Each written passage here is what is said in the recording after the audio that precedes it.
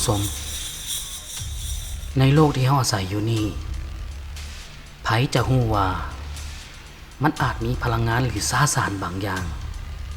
อยู่ปะปนอ้อมรอบตัวเฮาอย่างใกล้ชิดก็เป็นได้เดี๋ยวหึมันเป็นรายการผี เอ้าก็เป้ามันน่าสนใจเรื่องน่าสนใจน่ะตื่นเต้นอยู่รายการพวกเฮานี่มีพวกอะไรโอ้ยจักแหละเนาะ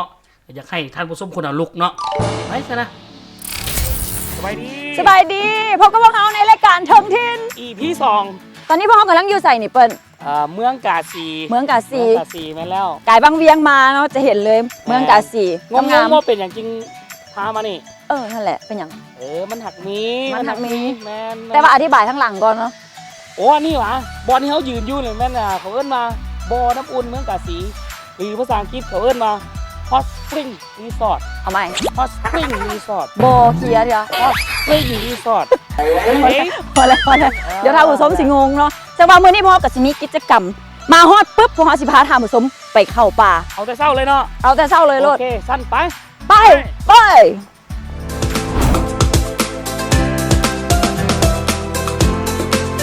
สนับสนุนการเดินทางโดย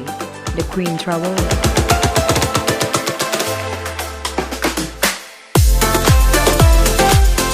ก่อนอื่นขอกล่าวสบายดีท่านผู้ชมอีกครั้งหนึ่งและนี่ก็วนเวียนมาบรรจบครบรอบปี EP 2 ก็ได้กำเนิดขึ้นและเทปนี้พวกเขาจะพาท่านผู้ชมมาฮู้จักกับหมู่บ้านน้อยๆที่ติดถนนเลขที่13เหนือตั้งอยู่เมืองกาสีแขวงเวียงจันทน์ซึ่งมีระยะห่างจากนครหลวงประมาณ250กิโลเมตรไปเส้นทางเดียวกับเมืองภูคูนหากขี่รถส่วนตัวก็อาจจะใช้เวลาประมาณ 4-5 ชั่วโมงเนาะท่านผู้ชม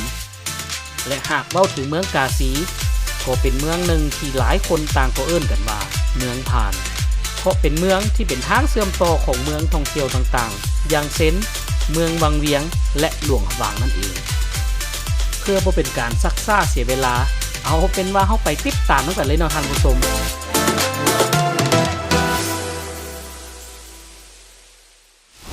แล้ววันนี้พวกเขาก็มาฮอดจุดเริ่ม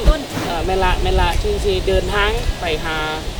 ยังก็น้ำตกยังก็น้ำตกตัดห้อยน้ำตกตัดห้วยห้อยน้ำแกนหรืออีกชื่อนึงมันน้ำแกนได้เลิกกาได้ยินเพิ่นเว้าว่ามันน้ำตกนางกั้วบ่น้ำตัดห้วยห้อยนางกั้วหลายชื่อเนาะแมนแล้วอันนี้มันเขาติดต่อทางบ้านเนาะเขาติดต่อทางบ้านเพิ่นก็ได้จัดสิว่าได้ไหนผู้เชี่ยวชาญเกี่ยวกับทางไปเนาะแต่แม่นถ้าบ่มีผู้เชี่ยวชาญเข้าไปแม่นละ2ผู้อุปโสแล้วก็อีก2นายพรานน้อย2นายพรานน้อยเอายิ้มใส่กล้องเด้อแล้วรอนี่ทานนั่นแหละเนาะแล้ววันนี้ระยะทางที่เฮาสิไปนี่ประมาณจักนาทีหรือจักไล่เป็นเท่าไหร่ประมาณ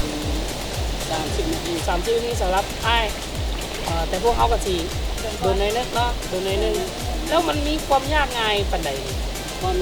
ง่ายเนี่ยแต่ว่าเอาขึ้นไปเลาะห้วยนี่ขึ้นเลาะห้วยน้ำแก่นนี่ขึ้นคือตามนี่เล่นบ่นี่เลาะตามห้วยนี่ขึ้นฮอดตาดห้อยนางตัว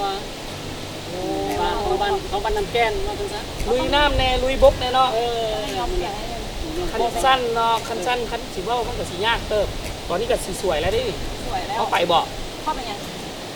ไปเบิ่งตาดอันนั้นนั่นแหละไปเข้าไปเบิ่งตาหรือยังไปหาน้อย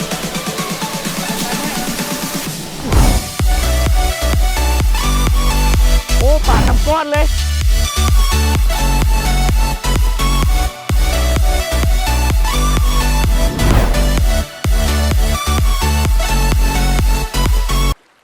คณะไก่เติร์มาเป็นโอ้สิเติบอีหยังหางฮอดต้นหางนี่มันด่นอยู่ไหนมันเหลือมันเหลือเป็นอีกปลาไก่คุณนะไปยิ้มย่างต่อพันท่าแล้วนี่นะแท้จริงแล้วน้ำตกที่พวกเขากำลังจะไปนี่มี2เส้นทางด้วยกันซึ่งมีอีกทางที่เว้าได้ว่าเป็นทางลัดเพราะมีระยะทางที่ใกล้กว่าหลายแต่ด้วยคำแนะนำของอ้ายผู้ชำนาญทางที่เพิ่นบอกว่าเสน่ห์ของน้ำตกแห่งนี้ก็คือธรรมชาติที่สวยงามระหว่างการเดินทางนั่นเองก็นั่นแหละท่านผู้ชมยังมาเกือบครึ่งชั่วโมงแล้วคำที่ได้ยินเกือบตลอดการเดินทาง ก็คือคำว่า ตอนนี้เขาถึงใกล้จะผ่านแล้ว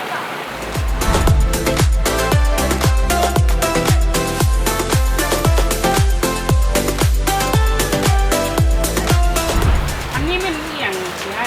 ใช่ป่ะเอินมักหวามักหวามักเดือเนาะเดือเนาะเดือมักหวา พอเข้าใจมาเกลือ ที่จริงเขาเคยเห็นไหมแต่มันโบแมนหน่วยใหญ่แบบนี้นะอันนี้กินได้หมดอีกได้ค่อย ธรรมชาติแล้วกันเนี่ย ก้อนซิมบอก ลอง อยากร้องเหรอก้าวเหรอ ลูกค้าเราเข้ามานี่แล้ว เขากินเท่าไหร่กินนำไปเลยฮะ ปกติจะมี เนี่ย เทล เอาที่ออกไปบอกบอกไปเลยเปลือกเลยอันนี้อ่อนฮะมันกินได้อ่อนมันแก่มันโอ้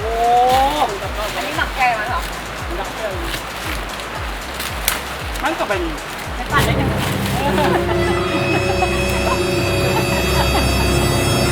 ตะไคร้ก็หมักดีน้อย ผู้บอกไป ถ้าหมักดีน้อย บอกว่า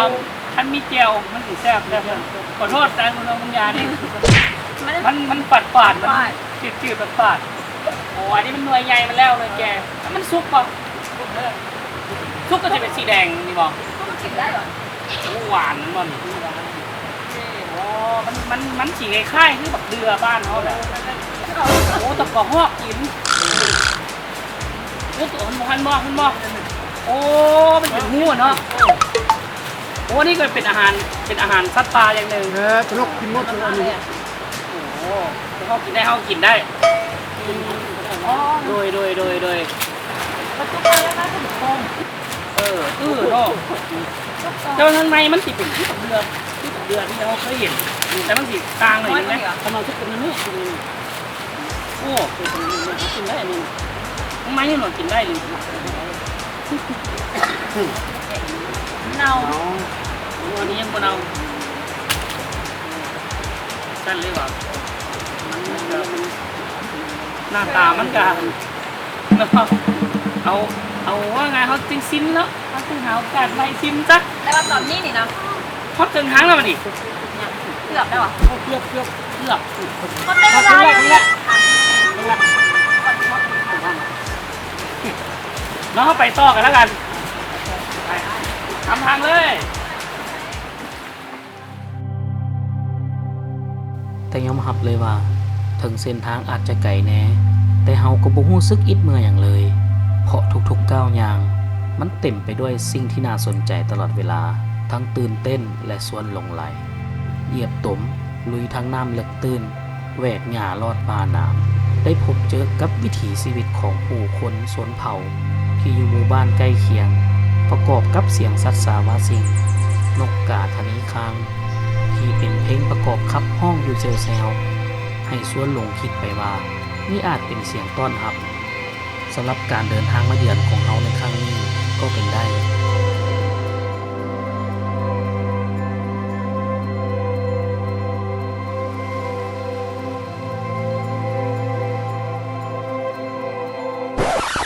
เอาห้องครึ่งทางแล้วป่ะครึ่งทางแล้วป่ะนี่บ่ได้ตัวติครึ่งทางอีกครึ่งเหรออ้ายังบ่ได้ครึ่ง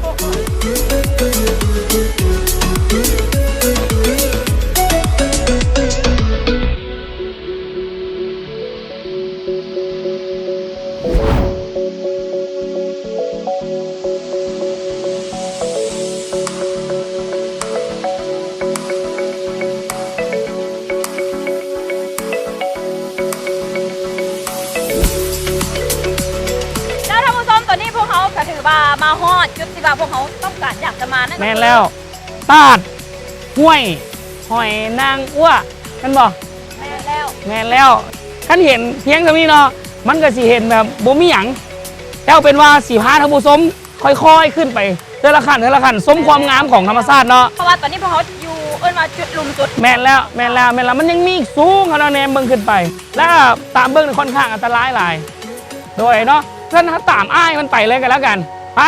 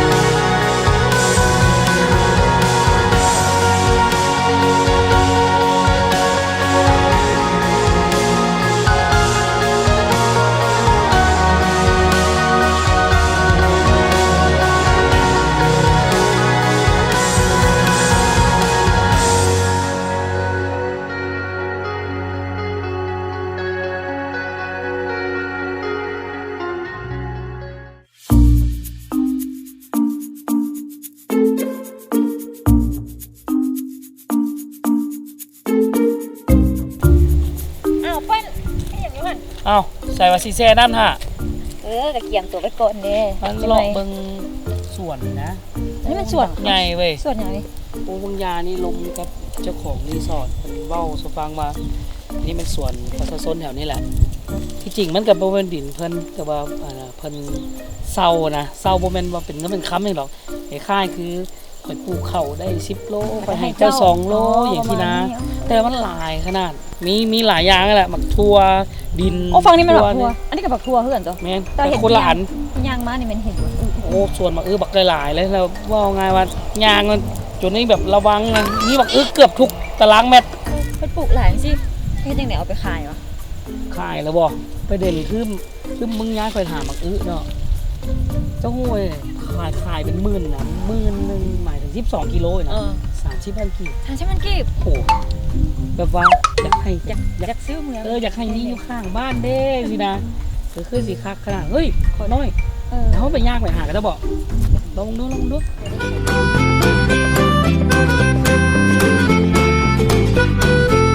โอ้แล้วยอดมันอีกมันบ่นี่แล้วอันนี้เขาเก็บไปกินมันบ่ แล้วก็เก็บไปขายดิ เงินละ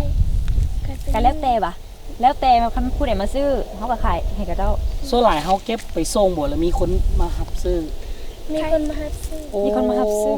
3 มื้อ 3 มื้อเขาเจ้ามาซื้อเท่านึงเชื่อละประมาณจักหมื่น 3-4 มื้อ โอ้ 3-4 หมื่นปลูกง่ายอยู่ติปลูกง่ายอยู่ติ ปลูก ง่ายบ่มารักษาได้รดน้ำตลอดอยู่วะ บ่ได้เฮ็ดก็ได้ บ่ได้รดก็ได้ เขาแม่นบ่แต่ตอนเขาปลูกนี่มันเป็นเนื้อใดเป็นเม็ดบ่เป็นหยัง เป็นเม็ด เป็นเม็ดเพิ่นเมื่อวานปะเมื่อวานเอา แล้วก็ขึ้นซื่อ เออไง ๆหดน้ำหน่อยนึง บ่รดก็ได้ บ่ตอนเอาต้นเม็ดกับบ่หด ยังคน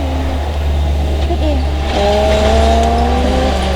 ที่ลุงกับน้องไงจุดพิเศษของมันมีหยังว่าบ่หดน้ำก็ได้เอาง่ายว่าหวานแกนแล้วก็ปล่อยมันขึ้นเองข่อยคิดว่าข่อยสิลองซอกคอดินไปคนใดคนหนึงปลูกอยู่แถวบ้านก่อน แต่ตอนนี้มันรู้สึกอยากแช่น้ำละเดี๋ยวสวนนอนกันนอนไปแช่น้ำเฮาเมื่อยมาเบิดมือเฮา เขากำลังลุม โอ้ โต ย สิซื้อมือดิบ่ โอ้ข่อยสิ ทีมงาน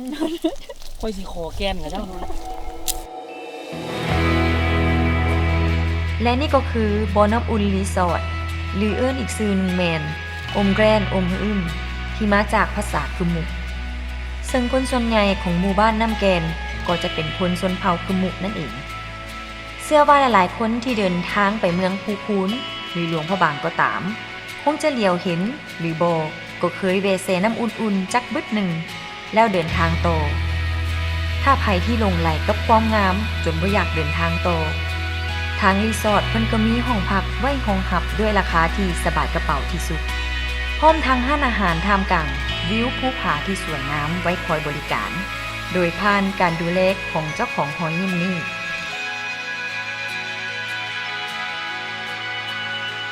อยู่ในเมืองมาค่ะ10 ปลายปีวันนี้มาอยู่นี่ครั้งแรกที่เฮ็ดให้อยู่ได้เลยทั้งที่อยู่ในเมืองมันก็ความสะดวกมัน แม่นนี่แหละที่ข่อยถามนะ ไฟก็บ่มีเน็ตก็บ่มี โอ้ตอนแรกที่เจ้ามาอยู่เห็นไหม แม่น โอ้ ขึ้นมานอนเห็นแล้วยังรู้สึกเสียวๆ คนเมือง ตอนนี้เขาเรียนจบด้านนี้มาเป็นแรงจูงใจอันหนึงผลักดันและอีกหนึงเขาก็เชื่อมั่นเรื่องธรรมชาตินี่แหละก็เอาคันเขามาเขาก็คิดว่าตัดสินใจว่าเขาสิลองทุ่มกับอันนั้นประสบการณ์ที่เขามีกับบทเรียนเขาเรียนมานี่เขามั่นใจกับธรรมชาตินี่แหละอนาคตไปก็สิมีคนนิยมเรื่องออนเซ็นในลาวสิเขาก็อยากให้คนกันเปิดกว้างเรื่องสถานที่ท่องเที่ยวในลาวนี่นะอันนั้นหนึงก็คือว่ามีความประทับใจ แบบมันรู้สึกแบบภูมิใจแบบธรรมชาติที่แบบมันให้นะก็คือสิแหละเขาบ่มีสิ่งอำนวยความสะดวกต่างๆเวลามาลงน้ำเนาะรู้สึกว่าอันนั้นทั้งที่แบบสินะมันก็ต้องแบบว่ามันเป็นก๊อกน้ำร้อนน้ำอุ่นเนาะแต่แบบดูสินะกูบ่มีไฟเนาะแบบขออนุญาตเว้าคำซ่าแบบ บ่เป็นหยังโอ้สบายแล้วกันเขา แบบบ่มี เขาก็อยาก ไฟ เล่า แบบ เลย แบบไม่อย่างไผมาต้มน้ำให้อาบนี่ โดย เอาอยู่ไปนอนเดี๋ยวไปเฮิงฟ้าอ้าวไม่อย่างนี้คือดาวหลายแทนสินะนี่อย่างที่มันเหนือน้ำมือของมนุษย์เฮาเฮ็ดแล้วมันบ่ก๊อปปี้กันได้ ว้าว ตัวนี้มันก็เลยคิดว่าแล้วแบบนี้น้ำอุ่นเฮามันเหนือ ต่อให้เป็นธุรกิจตัวอื่นเนาะมันก็ยากที่จะมาก๊อปปี้กันได้ว่าอันนี้ธรรมชาติสร้างสรรค์ธรรมชาติที่มาต้มกันเอง บ่แม่นมันย่างไปแล้ว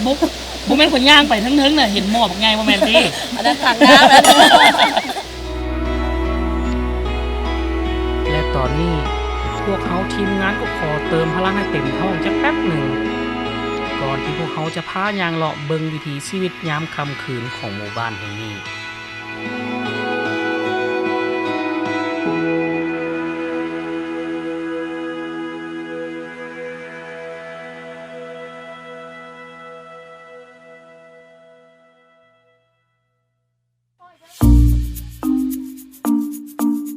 โอ้น้ำมันอย่างนี้แม่นว่ายางเตานี่ถือว่าเป็นข้างทำอิฐอีหลีท่านผู้ชมที่ข้าพเจ้าได้มาเห็นมาฮู้จักกับมาวิธีก่อนจะเป็นหมักเตาที่เฮาฮู้กัน จากการถามไทยก็ได้ฮู้ว่าบ่แม่นเรื่องง่ายเลยกว่าจะได้กินกันใช้เวลาถึง 2-3 วันเที่ยวเข้าป่าเพื่อตัดหมักเตามาแกะเปลือกเทอละมากวันที่2นั่นเป็นการต้มก็ใช้เวลาเป็นมื้อเพราะหมักเตามีจำนวนหลวงหลายขั้นตอนที่สำคัญก็คงจะแม่นการแบกหาหมักเตาหลายห้อยหลาย10 กิโลมาจากป่าที่ไกลบ้านเฉลือเกินสารภาพเลยว่าข้าพเจ้าก็เคยกินแต่อย่างเดียวนี่แหละกินจนตุ้ย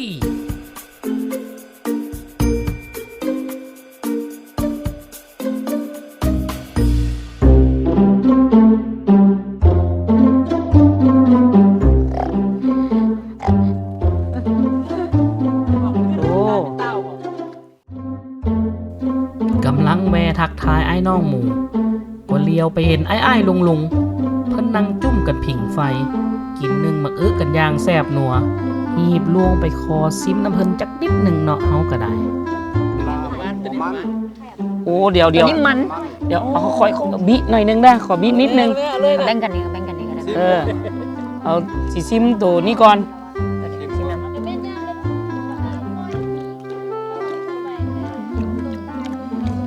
ก็แซ่บเด้กันมัน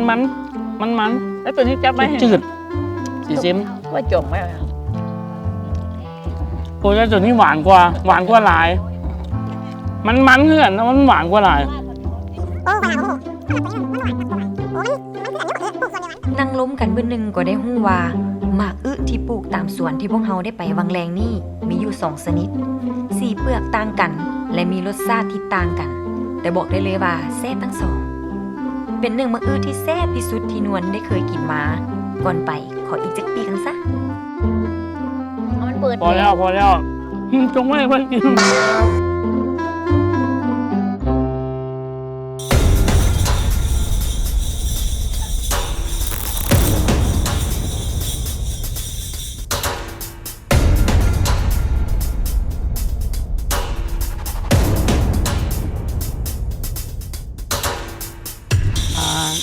ตอนนี้ที่ห้องยางรอวงยานี่โบอันได้ยินเสียงกองหรือว่าอีหยังสักอย่างนั่นป้งแล้วก็เลยขอเพิ่นมาเบิ่งเนาะเพิ่นก็อนุญาตให้มาเบิ่งแต่ว่าเฮาบ่ฮู้ว่าตอนนี้มันพิธีกรรมหยังแต่ว่าคิดว่ามันพิธีกรรมของทางความเชื่อของศาสนาเพิ่นเดี๋ยวเฮามาเบิ่งนำกันก่อน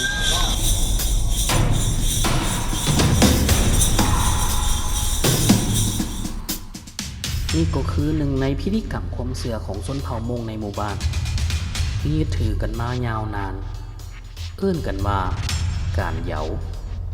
เป็นการปัดเป่าสิ่งชั่วร้ายให้ออกหนีหากคนในครอบครัวรู้สึกมีการเจ็บไข้ได้ป่วยจากการสอบถามก็ได้ฮู้ว่าพิธีกรรมดังกล่าวแม้นใช้เวลาดนพอสมควรบางครั้งอาจจะหมดมือหมดคืนก็มีนี่ก็ถือเป็นเหตุการณ์หนึ่งที่เฮาได้บังเอิญมาพบและมันน่าสนใจหลายในเรื่องราวของค่ำคืนนี้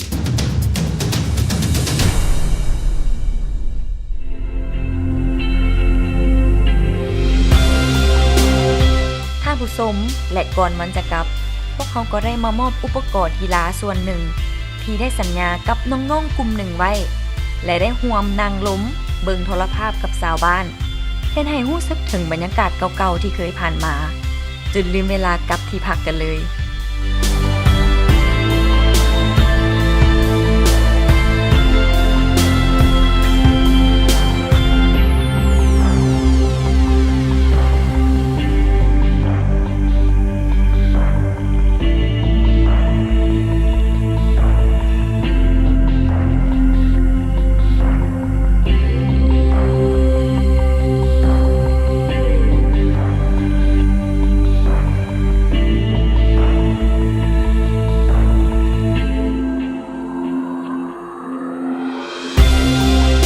ท่านผู้ชม